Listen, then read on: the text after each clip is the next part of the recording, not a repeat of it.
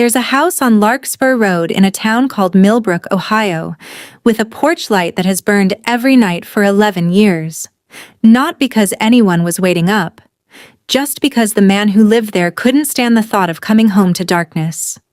His name was Walter Ainsley.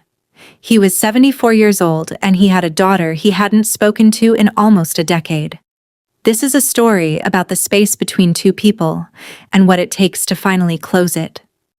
It isn't a story about a big fight or a single terrible mistake. It's about all the small ones, the ones that pile up quietly, year after year, until one day you look across the table and realize you're strangers. It's also a story about a diagnosis, a spare bedroom, and a woman named Claire who came home not knowing if she still had one. Claire Ainsley was 38 and living in Columbus, 2 hours from the house she grew up in, which might as well have been on the other side of the country.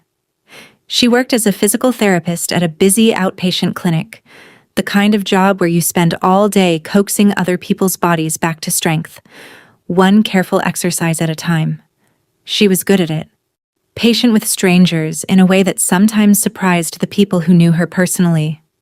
She had a small apartment with too many houseplants and not enough furniture, the kind of place that looks like someone is always about to finish moving in.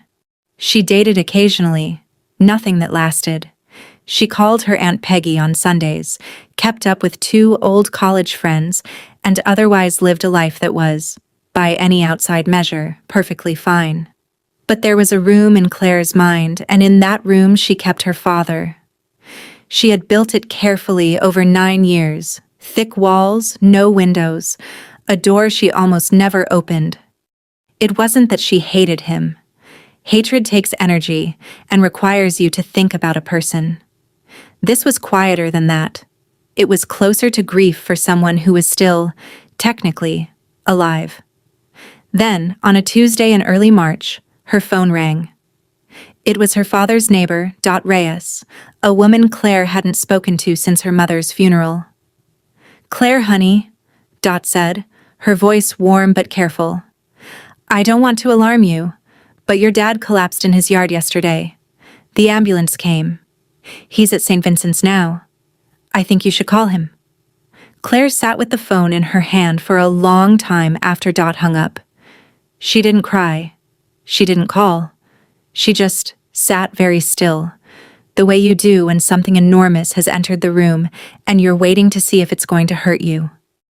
That night, she looked up the number for St. Vincent's Hospital. She dialed it 3 times before she let it ring. "He's stable," the nurse told her. "He's asking to see his daughter, actually. Are you able to come?" Claire said yes, before she'd decided to say it. Some part of her had already been driving north for years, waiting for a reason. She hung up the phone and sat in her dark kitchen for a while, doing the strange arithmetic that grief and guilt force on you at 2 in the morning. 9 years. Not one phone call in either direction that wasn't forwarded through a lawyer about her mother's estate. Or, once, a stiff condolence card when Claire's dog died, signed simply, Walter. Not Dad. Not love. Just his name, like a stranger being polite. She packed a bag before sunrise, throwing in things without really looking at them, and got on the highway north before she could talk herself out of it. The diagnosis was congestive heart failure, complicated by years of a man who refused to see doctors on principle. Dr. Okafor, calm and direct, met Claire in the hallway before she went in. "He's not in immediate danger," the doctor said, "but this is a slow decline, not a quick recovery. He shouldn't be living alone. He needs someone to manage medications, watch for swelling, keep him from doing anything foolish, like mowing his own lawn, which is apparently how we got here." Claire almost laughed. That was her father exactly. Stubborn enough to mow a lawn with a failing heart rather than ask anyone for help. "He'll need to keep his stress low, his sodium lower," the doctor went on, "and someone nearby who can tell if his ankles are swelling before he notices it himself. That last part is usually the hardest for men like your father. They don't like being watched." Claire almost smiled at that. Watching Walter Ainsley, she knew, had never been the problem. The problem had always been getting him to let you see anything at all. "Does he have family nearby?" the doctor asked. Claire looked through the little window in the door. Her father was propped up in the hospital bed, smaller than she remembered, his color wrong, a tube taped beneath his nose. He looked like a man who had been quietly worn down by time while she wasn't watching. "He has me," she said. She surprised herself saying it, but once it was out in the air, she found she meant it. She pushed open the door. Walter's eyes found her immediately, the way a compass needle finds north whether it wants to or not. Neither of them said anything for a long moment. Then, in a voice roughened by the oxygen tube and 9 years of silence, he spoke first. "You didn't have to come all this way," he said. "I know, Dad," she answered, steadying her voice. "It wasn't 'I missed you,' it wasn't 'I'm sorry,' but it was a start." And after 9 years, Claire had learned to take starts wherever she found them. Walter came home to Larkspur Road 8 days later. Claire came with him. For 2 weeks, she told herself. Just until he's steady. Just until we find someone else. The 2 weeks would become 3 months, but she didn't know that yet. The house hadn't changed since Claire's mother, Ruth, had died. Same yellow curtains, faded now to the color of weak tea. Same photographs on the mantel, though Claire noticed hers had been moved. Not removed. Just pushed slightly behind a photo of her cousin's kids. Small. Deliberate, maybe. Or maybe not. She decided not to read too much into it. Not yet. Her old bedroom had become a storage room, boxes of her mother's sewing patterns stacked where her bed used to be. Walter had cleared a space in the room down the hall instead, the room that used to be his workshop. "Made up the bed best I could," he said gruffly, not looking at her. "Sheets might smell like sawdust." "It's fine, Dad," she said. It was the first thing either of them had said to each other. Alone, in 9 years, that wasn't about a hospital form. Claire set her single suitcase down at the foot of the narrow bed and looked around the room that used to hold her father's tools. The pegboard on the wall still faintly outlined in pencil, where a hammer, a level, a set of clamps used to hang, all removed now, replaced with a second-hand dresser Walter had clearly hauled in himself, against every doctor's order about lifting. On top of the dresser sat a small lamp, and beside it, folded with more care than Claire would have expected, a quilt she recognized instantly, her mother's quilt. The one from Claire's childhood bed, the one with the faded blue geese stitched across it, packed away, she'd assumed, in some box in the attic for a decade. She didn't ask him about it. Not yet. She just sat down on the edge of the bed and ran her hand over the familiar, worn fabric, and felt something in her chest loosen slightly, like a knot that had been pulled tight for so long it had forgotten how to be anything else. That night, Claire lay in a bed that smelled like cedar and old varnish, listening to her father's slow, uneven breathing through the wall, and found she couldn't sleep. Not from worry, exactly. From the strange, unfamiliar feeling of being back inside a house that had once been the entire world, and now felt like a place she was only visiting. Somewhere around midnight she heard him get up.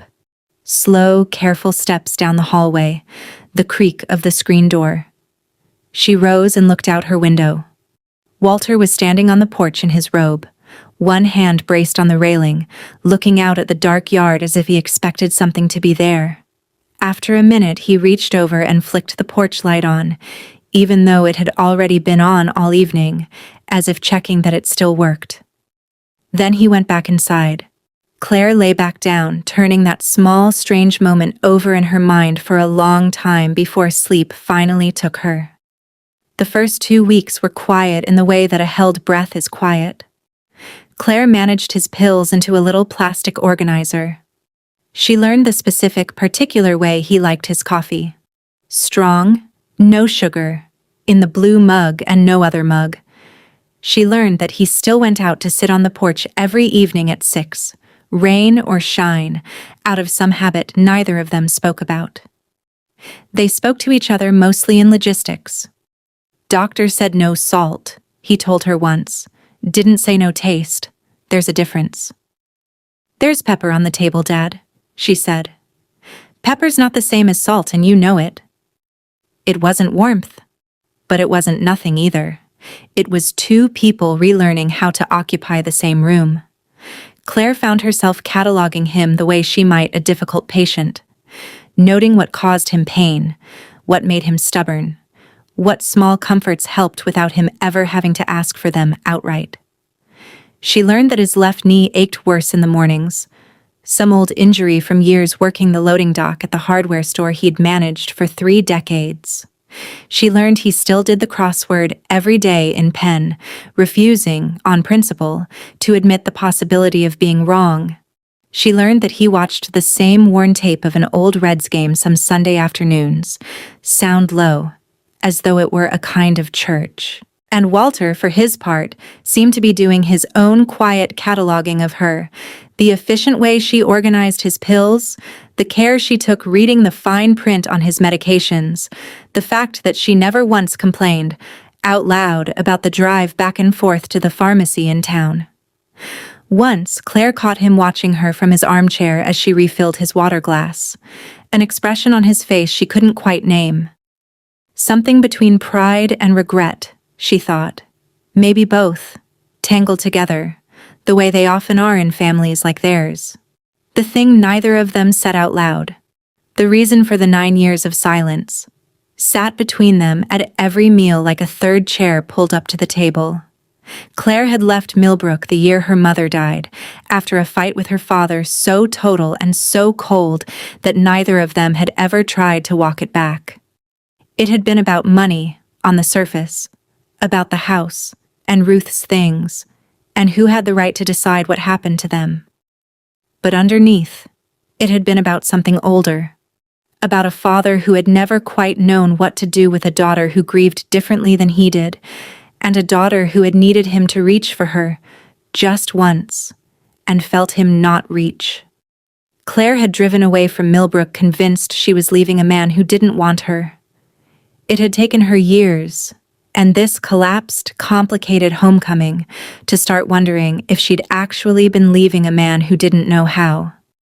Reyes lived 2 houses down, and she became, without asking permission, something like Claire's only friend in Millbrook that spring. One evening, while Walter napped, Claire sat with Dot on her porch, watching the light go long and gold across the yards. "You know, he kept your graduation photo on his nightstand for years," Dot said, "even after everything."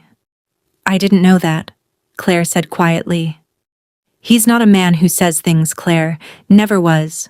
Your mother used to say he loved like a mountain, solid, permanent, and about as good at expressing it as a rock is."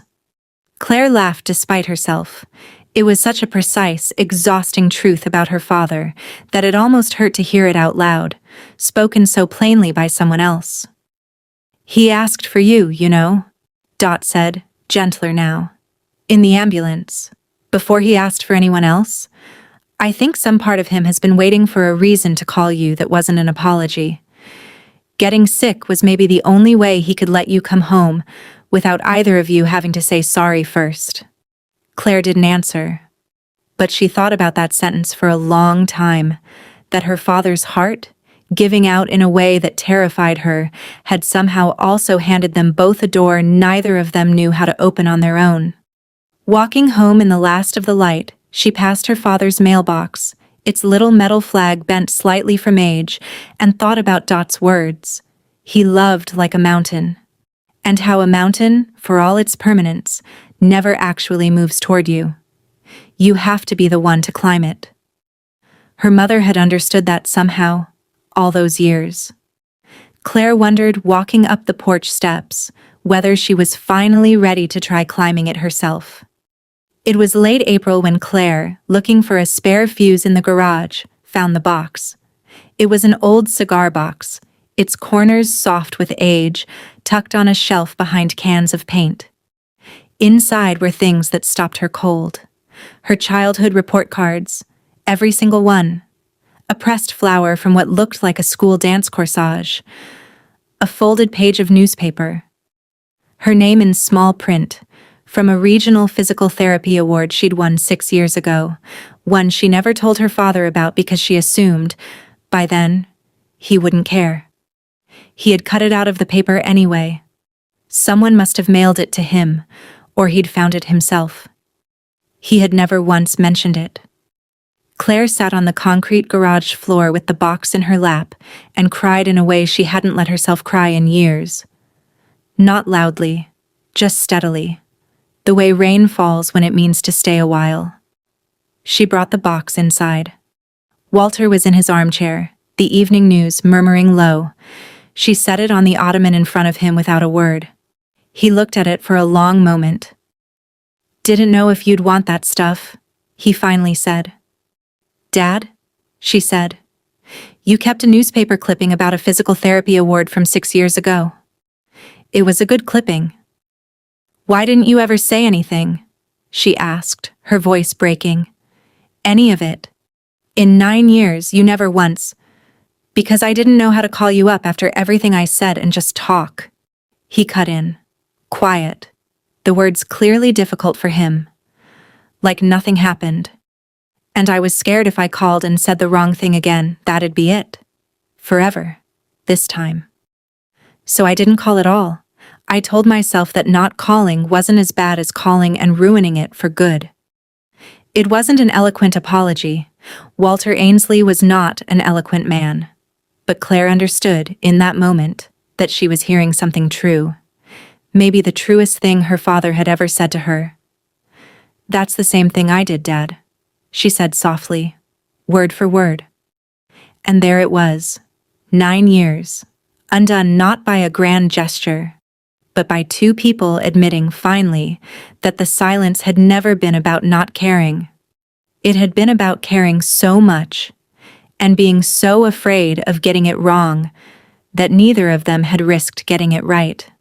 They sat with that for a while, the television murmuring on, neither of them reaching to turn it off or to fill the quiet with anything more. Walter picked up the old newspaper clipping again, holding it a little too long, his thumb tracing the edge of it the way a man might touch something he was afraid would disappear if he looked away. "Your mother would have liked seeing you get that award," he said, not looking up. "She always said you had her hands and my stubbornness, and she wasn't sure which one was going to cause you more trouble in life." "Turns out it was both," Claire said, laughing through tears. "Probably in equal measure." "Turns out it usually is." It was, Claire realized later, the first joke her father had made in 9 years that had included her in it, rather than existed at her expense. Small as it was, she held onto it the rest of the night like something valuable. Forgiveness, Claire would learn that spring, doesn't arrive all at once, like a door swinging open. It arrives more like spring itself does in Ohio, a little at a time, with cold days mixed in among the warm ones, until one day you look up and the whole season has changed around you without a single dramatic moment you could point to. Walter started saying more. Small things. "You always did make good use of your hands," he told her once over dinner. "Your mother's hands. She was the same. Always fixing something." Claire started staying past dinner instead of retreating to her room. She began sitting with him on the porch at 6 o'clock, in the second chair that Dot had once told her had sat empty, gathering dust, for 9 straight years. "Why do you leave that light on every night, Dad?" she asked him one evening, the light fading around them. "Even before I came back?" Walter looked out at the yard, not at her. "Your mother used to say a house shouldn't look like it's given up on somebody coming home," he said. "Even if I didn't believe anybody was coming, seemed wrong to turn it off, like admitting something." Claire looked at the small yellow bulb glowing weakly against the darkening sky, and understood it for what it had actually been all those years, not decoration, not habit. a quiet, stubborn kind of hope, kept alive by a man who didn't have the words for hope, so he'd built it into a light switch instead. They sat together as the sky deepened from orange to violet to a deep, settled blue. Crickets starting up somewhere in the grass, the neighborhood slipping into that particular stillness that only exists in small towns after supper. Neither of them felt the need to fill it with talk. That, too, Claire understood now, was its own kind of progress. The ability to simply sit beside someone in silence and have it mean something other than distance. "You planning on heading back to Columbus once I'm steadier?" Walter asked after a long while. "Haven't decided yet," Claire said carefully. "Well, no rush deciding," he said. "Chair's not going anywhere." It was as close as Walter Ainsley had ever come, in his entire life, to asking someone to stay. By June, Walter was stronger. Not fully well, Dr. Okafor was careful to remind them both. But stable in the particular, manageable way that chronic illness sometimes allows. If you're careful, and lucky, and not too proud to ask for help. He'd even started grudgingly letting Dot's teenage grandson mow the lawn on Saturdays, muttering the whole time about how the boy left stripes in the grass, though Claire suspected he mostly just missed doing it himself and needed somewhere to put that particular grief. Claire, for her part, had settled into a rhythm she wouldn't have believed possible back in March. Weekday mornings at the hospital, checking in on Walter's numbers with the home health nurse. Evenings on the porch, weekend trips into town for groceries, where half the store, it seemed, still remembered her from childhood and asked after her with a warmth that caught her off guard every time. She had made a decision by then. She gave notice on her Columbus apartment and took a position at the physical therapy clinic in the next town over, a 20-minute drive from Larkspur Road. She wasn't doing it because her father needed a caretaker forever. She was doing it because she'd realized, somewhere in that spring, that she didn't want to go back to a life where her father was a sealed-off room in her mind. She wanted him to be a person she saw on Tuesdays. A voice on the porch at 6 o'clock. A gruff, imperfect, difficult man who had, it turned out, loved her the whole time, in the only language he'd ever learned to speak it. "You didn't have to do all this," Walter said, helping her carry a box in from her car. "Slower now. Careful. Move your whole life." "I know, Dad," she said. "Why'd you do it then?" She set the box down and met his eyes. "Because I don't want the porch light to be the only thing in this house that's been waiting for somebody." Walter didn't say anything to that. He didn't have to. He just nodded. Once. The way he did when something mattered too much to trust his voice with it, and went inside to put the kettle on, the way he'd done every evening of Claire's whole childhood, long before either of them knew how much time they'd eventually lose, and how much of it they'd manage, against all odds, to find their way back to. Walter Ainsley lived 4 more years after that spring, 4 ordinary, unremarkable, deeply ordinary years, which is its own kind of miracle if you've ever lost the chance at ordinary with someone, and then, somehow, gotten it back. He and Claire never talked much about the 9 years they'd lost. Some things, they both seemed to understand, don't need excavating once they've been set down.